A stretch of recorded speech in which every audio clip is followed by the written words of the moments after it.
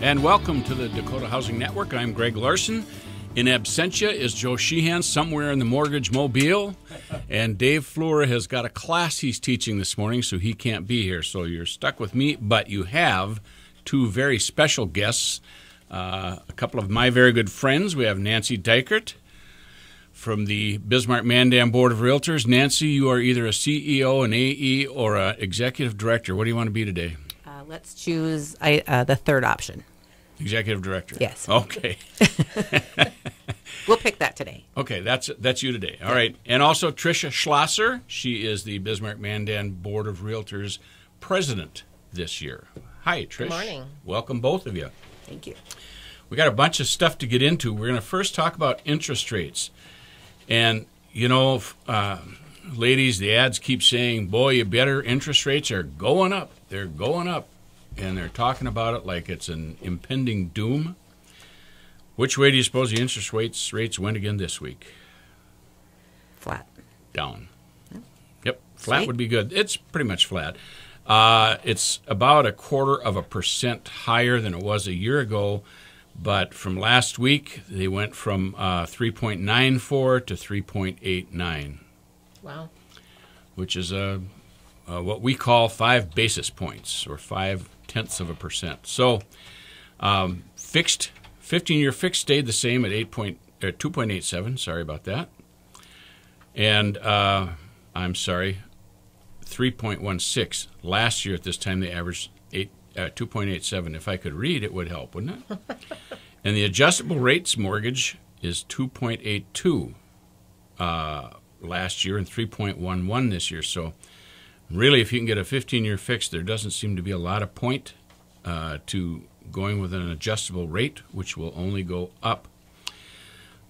So the economists are saying this looks like it's going to be a while before things move, but it's a great time to lock in an interest rate if you're in the middle of buying a house. They don't see big movements. Now, that's according to Freddie Mac. And it's interesting. The peaks and valleys are the same as they were a year ago. I'm almost identical. If you guys look at the chart, it's just 0.25 point higher, but the trend is exactly the same.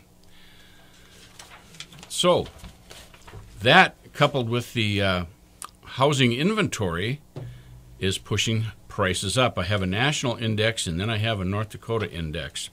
And this goes from 2000 to 2000, well, first quarter of 2017.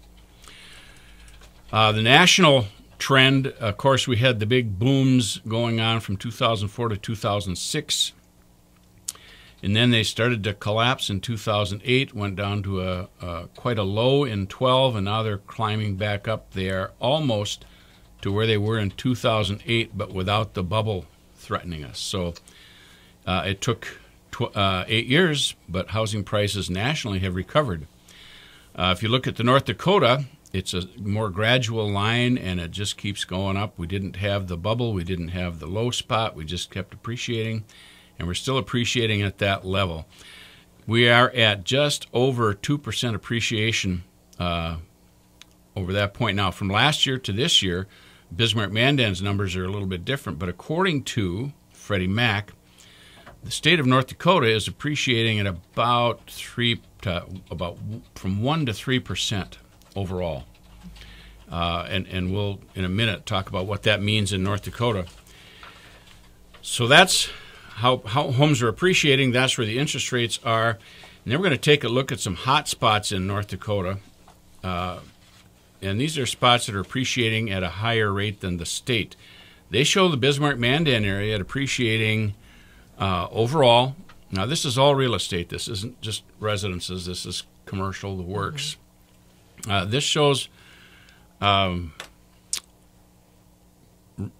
real estate appreciating at about 2.5% in the Bismarck-Mandan area, about 2% in the Fargo-Moorhead area, and West Fargo, and in East Grand Forks area is about the same, about 2%. So right now, Bismarck-Mandan is at 2.5%, which is better in the state. So, and you guys can tell us about some of those trends So there's a question that came out with this. Where have all the houses gone? Where have all the houses gone? Where have all the houses gone? On a the national trend, I mean, there are areas that there's such a housing shortage, but right now we're looking very good for inventory. We have a pretty healthy inventory, and you can kind of see that with our list price and our sales price holding steady, and from year to year here, from last year to this year. The little caveat of that is simply that it depends on the price range. This is a great move-up market. If you are in that first-time home buyer market, in the home that you're currently in, it's a great time to move up because the higher end is a little more saturated. There's more competition, and on the lower end, there's less competition. So statistically, you will get more money from selling your home now, and then you can negotiate a little bit more on the buying side. So if you are on that fence of thinking about moving up, moving into a different location, whatever it is, you might really want to talk to a real estate professional and see what you can get for your current home and maybe look at moving up. There's lots to choose from, a lot of great inventory out there. Right. Nationally, there aren't as many homes to sell because the new home builders are slow to respond to this recovery. They're gearing up. 2017 looks like the first year since 2012 where the home builders will be above, new homes will be above production from the year before. In Bismarck, I don't think that's so much the issue, but nationally, new housing starts are off 3.6%. Existing home sales are up almost 6%. Mm-hmm. So you're right. Nationally, we're going to be looking at an inventory issue probably the end of this year into 2018. And some of that nationally is just due to lack of labor force to build those homes. We don't have the labor force, the skilled labor to do it. And the continuing rise of home building it's not going down. Let's just put it that way. Materials, raw materials, those things are not getting less expensive. So it is kind of a little bit of a conundrum the nation's facing right now. Yep. And the other point to that is some of these builders that have been around now, they got their fingers burned pretty good 8 years ago. And so there aren't a lot of spec homes. There's not development homes being built at the same rate. It's sort of a pre-sale market. It's going to change, but that's where it is right now. So Freddie Mac and NAR both predict that housing starts are going to go up in 2017, carry through 2018, and we're going to have a good market. I think we're just about ready for a break, aren't we, just Jim? About. Hell yeah. All right, so we're talking about what, the band? Okay. Band. All right, we're not going to talk... Robbie, Garth, Rick Danko. All those guys. All those guys. All right, we'll be back.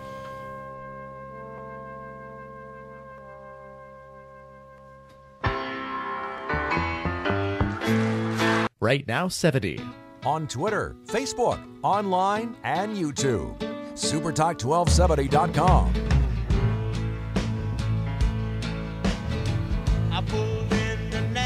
And we are back with the Dakota Housing Network with Nancy Deichert and Tricia Schlosser from Bismarck-Mandan Board of Realtors. Welcome back.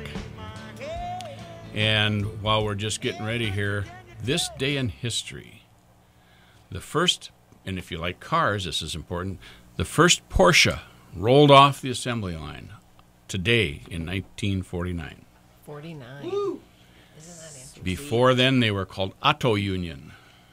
I think they made a good marketing move, changing their name. Yeah.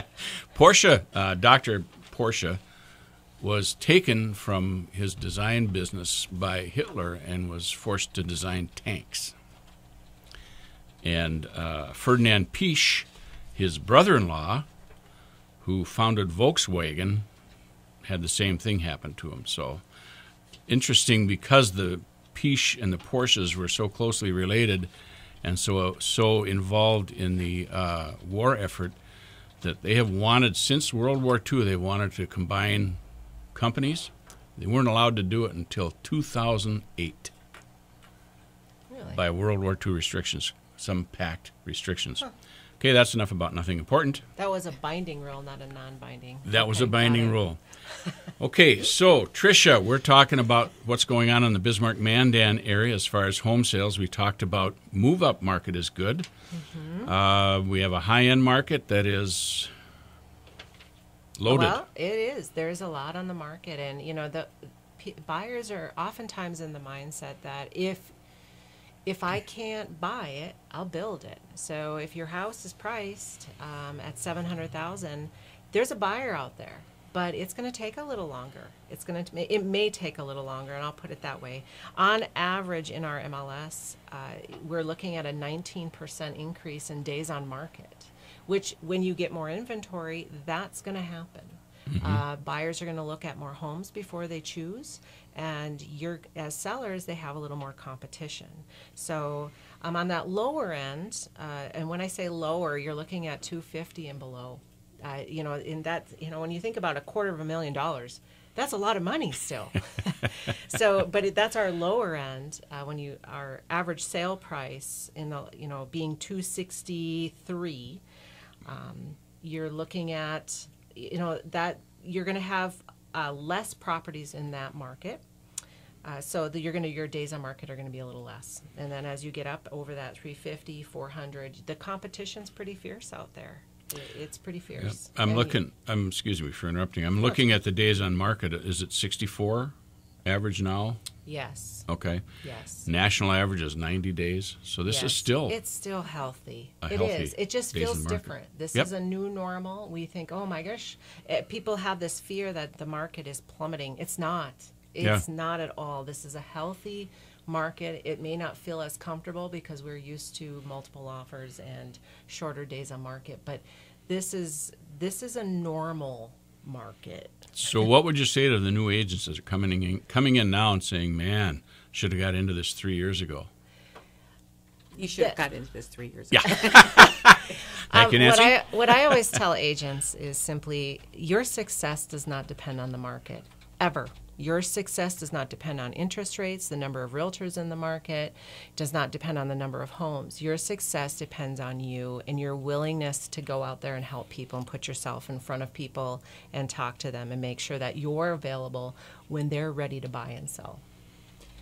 And just one of the things that I would add about the activity in the market right now, like Tricia said, this is normal. This is not bad. We actually have about the same number of homes under contract that we did a year ago. A few less than a couple of years ago, but we didn't want to keep the pace that we were at a few years ago either, because that wasn't healthy either. So with the same number of homes under contract, that we're still seeing good activity in the marketplace, the inventory is up. And so that just is kind of the offsetting part of that equation, is that, which is good for buyers. They have options. They may not need to buy in a hurry or just take whatever is available. They do have some options.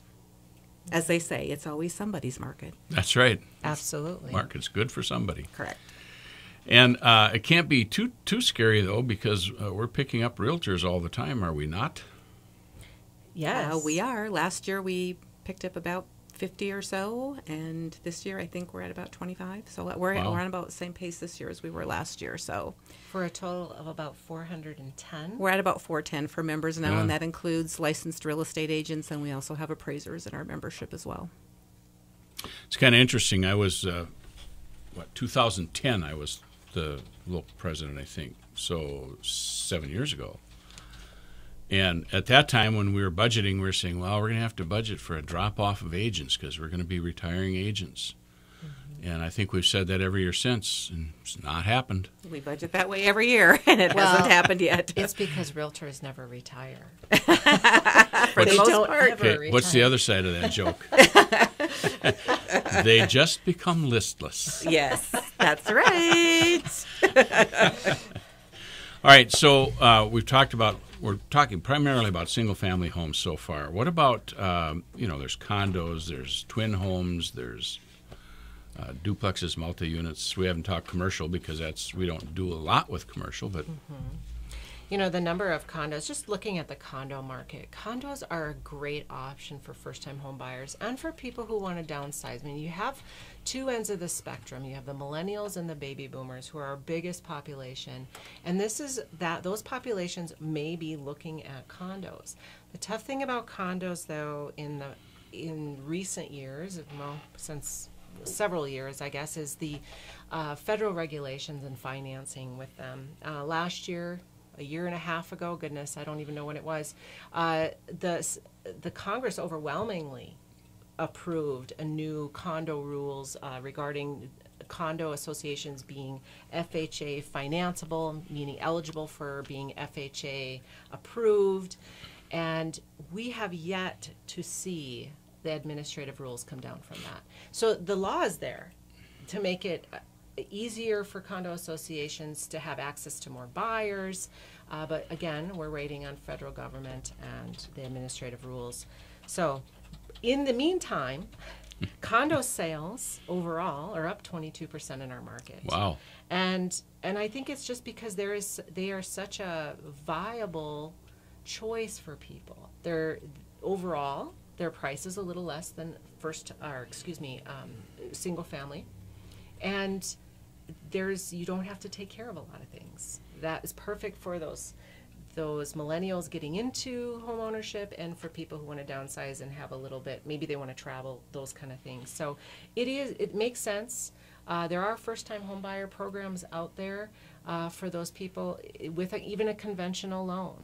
So even if the condo association doesn't qualify for FHA financing, they can still go in with a conventional loan, get a little help with down payment. You're gonna have to talk more with Dave Fleur about that. Yep. I don't know all the details, but there are options out there for people. So that's a viable, and we have lots for sale. So that's good. And the interest rates are still low. Yes. Interest rates are low and getting a little lower for now. Yes, absolutely. Okay. So let's talk twin homes. You're seeing more and more twin homes getting built in Bismarck, and more zoning for twin homes happening. Mm-hmm. What do you see the advantage of a twin home? Well, that the city zones and plans for reasons. I mean, where they have more twin home zoning. People, the way that builders build twin homes now, they really feel like a single family. There's a lot of privacy. They might share some yards, some of those things, but they really build them in a manner in which people really see that more affordable. They can get the same house for a little less sometimes. Having that party wall, that shared wall, decreases the price a little bit, but they still can be very private. And it's a really, and quite frankly, quite a few have slab-on-grade or that no steps living, and that's going to be more in demand as our baby boomer age group ages. Mm-hmm. So I think that that's only going to increase. Yeah, and it's a little less yard to maintain. Mm-hmm. Sort of a step between a condo and a single-family home.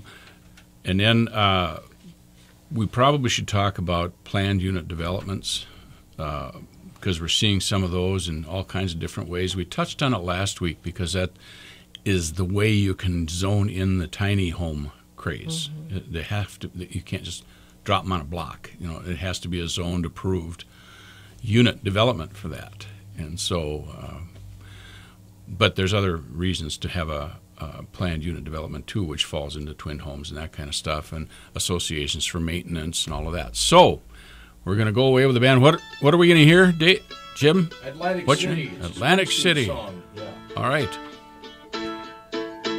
Right now, 70. Dave Ramsey is heard here. Super Talk 1270.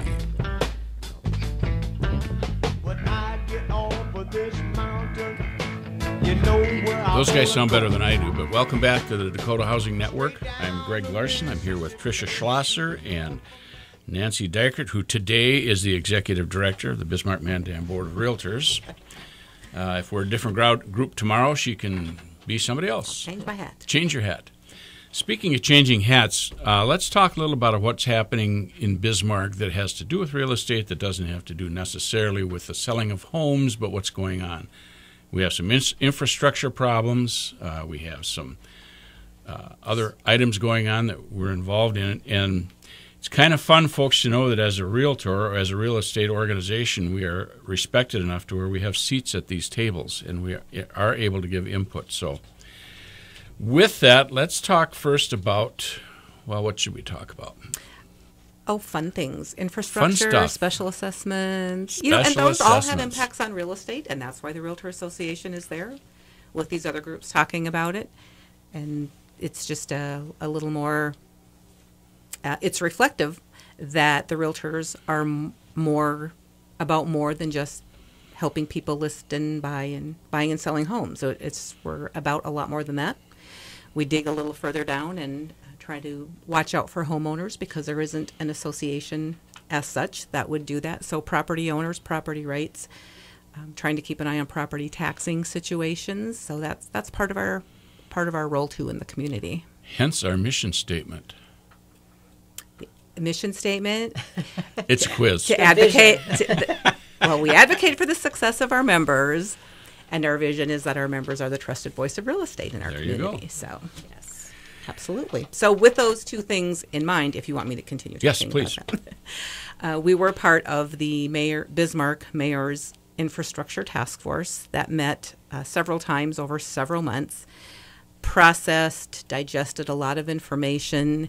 We had some group meetings with leaderships of other associations in the community and tossed around a lot of ideas. And that task force actually came out with a recommendation to take a look at the current city sales tax that is used to buy down property taxes. And the commission has also elected to use part of those funds to supplement special assessment buy downs in the community. And so the task force recommended capping the property tax support and eliminating the special assessment subsidies. As a result of that movement, the Realtor Association took a bit of an adverse position on that. We stood our ground and we said, we don't like that you would be removing those special assessment subsidies and doing some different things with the property tax because there are just too many things in the air yet. We were still waiting on the legislature to decide what they were going to do and what impacts that property tax change would have. And with the result of that change, now what change will happen on the county level. Too many things going on. So we didn't come out as a supportive participant in that recommendation from that task force. The City Commission still has not done anything with that recommendation or taken any action on what to do with the funding that is desperately needed for arterial road work in Bismarck. And then shifting to the special assessment task force, that too is underway. They are about 4 or 5 meetings into it, gathering information, asking questions, and again evaluating how special assessments are assessed, both at the new construction phase with the developers and the builders, and also later on when they're doing maintenance and repair work in areas and how those specials are assessed. So another work in progress with potential impacts on property owners that we are monitoring. Okay, some of the questions on the special assessment is, should we even do them? Or should we require the developer to do more? That was just on the table at this Right. last meeting Okay. that we had earlier this week. It was one of the things that was talked about and the pros and cons of what can happen when you do that. And it would be a big change, and sometimes change is hard to swallow. And we would even have to look at that in terms of what then would happen to the price of housing. Right. I mean, it would appear then that a property for sale, new construction, could be $30,000 to $40,000 higher priced than otherwise, but the price would have been lower before, and you would have added the special assessments in. It just wasn't in the sale price. Right. The advantage is, one of the advantages is that then the buyer can roll that into a 30-year mortgage and spread that cost out, so it doesn't hit them in the pocketbook quite as hard. Right. So most specials are put at 15 to 20 years. Mm-hmm. And the interest rate is probably now a little higher than a mortgage interest rate. Yes. And so there is an advantage to throwing that into a mortgage because you're paying it either way. But as you say, it would be at a lower interest rate spread over a few more years. So it's probably might give the buyer a little more purchase power, but it's sure going to give them sticker shock. Yes. The adjustment would be Yeah. a big one to make, and Yeah. and that would affect the real Appraisals. estate professionals working in the community too, in terms of readjusting and learning that and educating with buyers Yep. and sellers. Yep. All right, so those are the things we're looking at in infrastructure, and we're talking about with the roads and things, a sales tax or raising property tax, and like you said, there's too many things going on, and we have an indication that locally property taxes are going to be going up because of the way the state legislature changed their. I don't know, it isn't buying down property tax anymore, but it's assuming property taxes. So in this session, they assumed the social services expenses. And that's a little less money than the 14% or 12% buy down that they've been doing. And so that's going to have to be made up. Am I correct? The last number I heard, I think, was like somewhere in the 6% range. I've heard Six, some numbers seven? tossed around. Okay. Yeah, I just haven't heard anything final yet. I haven't anyway. Okay, so that's I don't know. If that's they what's know going to yet. happen. But in the long run, with social services no longer required to be paid for by the city, the county, and those things, that's probably going to benefit homeowners more because they're not picking up the unfunded mandate from the state. The state's going to pick that up. And they're picking up, 80% now of education. And they will probably continue that. I know they're not strong on paying for the buildings and the playground equipment and that kind of stuff for education. They're talking about picking up the cost to educate. So it's going to be an interesting change. It's certainly not just us, though, is it? Oh, heavens, no. Yeah, and particularly on the infrastructure front, right, as we speak, as we are sitting here talking, they are in the White House talking about this on a national level and what an issue it is. And when we were in Washington, D.C. for national meetings, there were local associations from all across the country that are dealing with this in their local communities, and they're in the same boat trying to look out for the property owners so that the easy thing would be to let's just increase everyone's property taxes and pay for this. Well, that's exactly what we're looking out for and trying not to let that happen. Right. Granted, there may be some responsibility for property owners to pay part of that bill.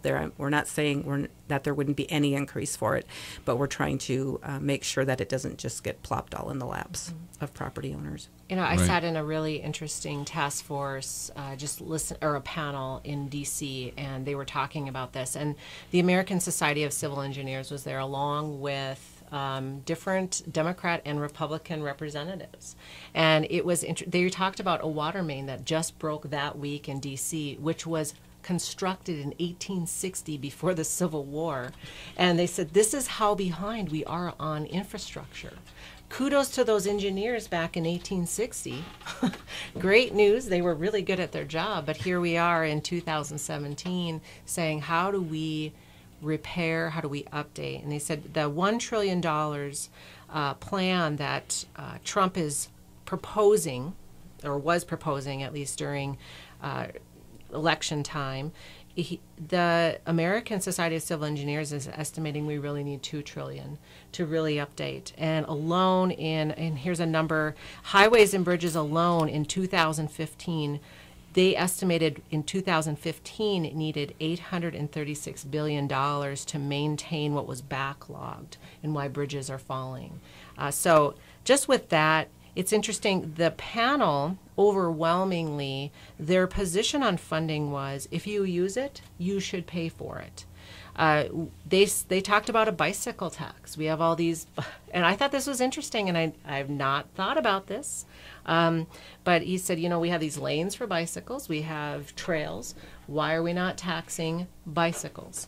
Or in a different manner, or the usage? They haven't raised the national gas tax since 1993. Should they be doing that?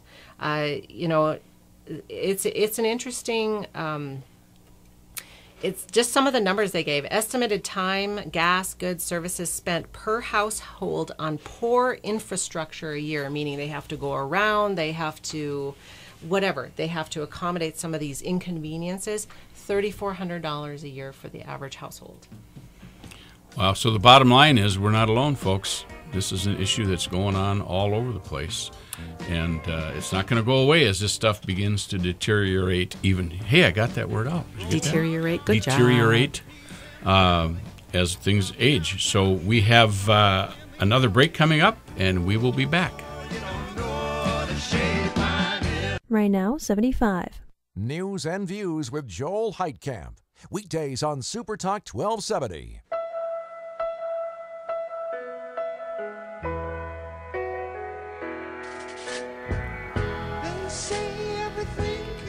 And we are back for the last few minutes of the Dakota Housing Network. I'm Greg Larson with Jim Walsh, the Speaker of the Board, the Executive, and we have Nancy Deichert, the Executive Director of Bismarck-Mandan Board of Realtors, and Tricia Schlosser, the President of the Bismarck-Mandan Board of Realtors, and one shameless plug. She's also the managing broker of Century 21 Morrison Realty. That makes her my boss. So, hi, boss. Technically not your boss. You're an independent contractor. That's for all the lawyers out there.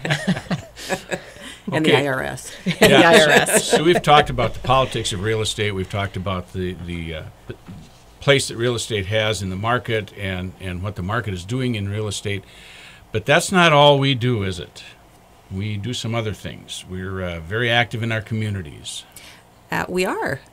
Our members, realtor members, are active in a lot of ways. Also, a lot of the real estate offices that are participants in the Bismarck-Mandan Board of Realtors do a lot of things on their own out in the community and supporting charitable things or athletic events or all kinds of things. There are realtors and brokerages visible throughout the community.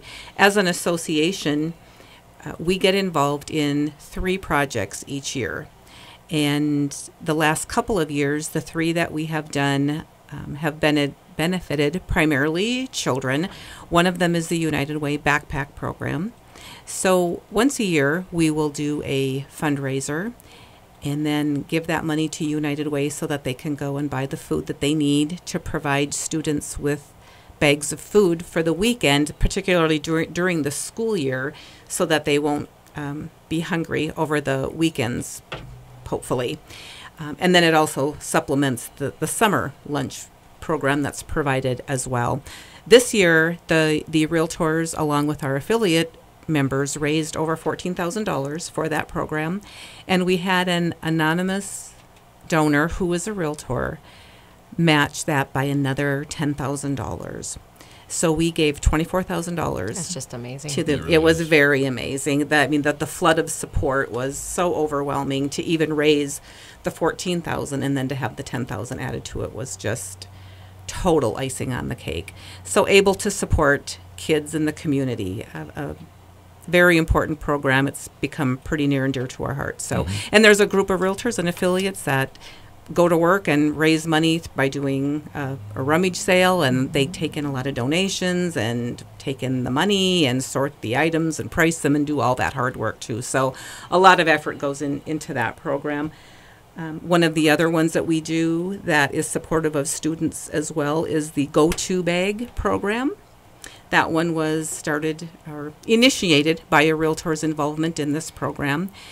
And it's through the school system working with the social workers to make sure that students who, for whatever reason, are homeless or couch surfing or whatever their situation may be, that they have those personal need products, deodorant, shampoo, maybe a pair of socks, mittens, gloves, a cap, some towels, those kinds of things. So, and they're all packed nicely into a duffel bag, so it's not like an obvious just bag of things that someone might notice you've been given these items, but so that these students can maintain their dignity. But if they've come to the point of asking for help, the social worker can help them out by giving them those items. So we provided enough product and bags for over 200, I think 230 bags maybe last school season. Wow. So yeah, the needs in the community are great, and like we always say, a lot of times we just don't see it, but definitely helping students that way. Yeah, I was just going to say, too, like, just the whole idea of that realtors also stand for a quality of life in a community. Right. And so when we look at the quality of life in our community, we really are very fortunate to live here. But there's a lot of people who struggle, and there's a hidden homeless. And that basic need, food, shelter, when you think about, we're in the business of the shelter. But what about that very basic need of food and making sure that the kids are successfully have that? So that, that's why I think a lot of it, that focus is on that. That's a quality of life issue. Exactly. And with the Go-To Bags, that was one of the reasons for the program, is that some students who didn't have those basic products, deodorants, shampoos, and, feminine products, those kinds of things, they would simply not come to school. So then that, of course, perpetuates other problems. And so by providing them with these basic needs, it's hopeful that we can just help get them through school, get them onto a better way of life, and onto making it on their own and contributing back to the community as well. So some long-term effects from some of those programs. And the third one, we do the first Friday of every December. Realtors across North Dakota and about 25 other states ring the bells for the Salvation Army. And that started right here in North Dakota. Started right here in North Dakota. It's our brainchild project through the North Dakota Association of Realtors. We participate with them in that and the other realtor associations in North Dakota. And we get just, a couple hundred different people, because we include our affiliate members in that as well. And we ring the bells. And last year, we won the prize from Salvation Army for raising the most money on a day for ringing the bells for Salvation Army. So good. It's a lot of fun. Yes. It's a lot of fun. And the Salvation Army is one of those charities, folks, where over 90% of everything collected goes to the people they're serving. They don't have administrative fees to speak of. Right. Cute story with that. The first time, there's an affiliate who's a mortgage broker in town who has now become well known, but he had just started. And I asked him to come with me to ring a bell, and we got an outside spot, and it was cold. It was maybe 10 degrees, if that. And I said, "You got to dress warm." And he said, "Well, I'm coming straight from work, so I'll be fine. I'll have." So I'm out there in hunting insulated bib overalls and jacket and insulated boots and mittens. And this poor guy is standing there without gloves, with a three-season jacket on, and shoes that had the composite sole. Oh my! And he started to freeze, and so every 20 minutes or so, I said, "Go inside and stand in front of one of the air dryers in the men's room and warm up." And he did that, and he got to taking off his shoes to warm the shoes up. And he said that helped more than anything. But we had about 20 minutes left, and he started to run back to do it again, and we heard this crack, crack as he took steps, and we looked down, and both of the soles of his shoes had broken. Oh, my. They froze to the concrete. So hard. So sometimes it isn't just sitting on a chair and smiling. It has some work to do, but that's a great thing. And then, of course, as you said, I can think of all the different things that different brokerages do. There's one that has a contest with someone every year, another brokerage every year, to fill the food pantries. Yes. And there's other groups that are taking care of, or a major sponsor, and one of the major donors for them is another agency. The one close I can come up right with is Manchester House.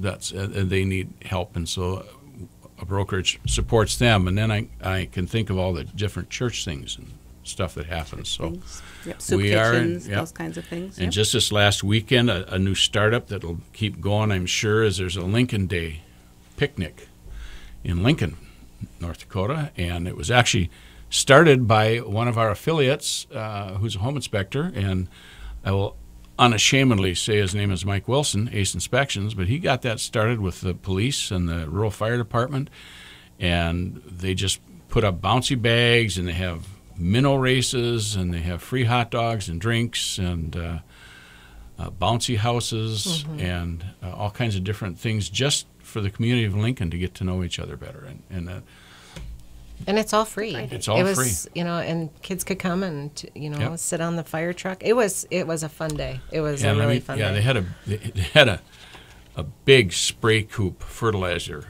distributor, big, huge John Deere deal, and I got put on the hot dog grill on that thing, and I think it had gone much longer. I'd have gone and ripped that horn out of that. It was just this obnoxious sound. But I will put a plug in for Greg. He makes the best burnt hot dogs. I love burnt hot dogs. Oh, yeah, that's the way to eat Can you just burn them, please? You give me anything, I can burn it on a grill. That's a talent all in and of itself. But it's so, as realtors, we're very proud of Bismarck-Mandan and all the things that we and our affiliates do. It's just hard to imagine. And other groups do too, and that's great, and we support that. But we're always about our community and always about doing good things. And we'll get a hold of someone who's got an illness or something, and as realtors, we just kind of love to go crazy about that and help out. It's kind of in our DNA, I think. Craziness or helping? Both. I'm pretty sure crazy. Yeah. Sometimes. Crazy Yeah. help. Scrooge is not alive in the realtors in Bismarck. No, absolutely not. So we have about a minute left. Anything else you want to finish with? It's always, always a good time to buy and sell. Always a great day to buy and sell. a house. History proves itself time and Yes. again. That's That right. investments Best in real investment. estate is There's- it's a great investment. It still is. Can be an investment in your retirement income. It can be an investment. It builds personal wealth like none other. It's a For 65% of people in the United States, it's their major wealth builder.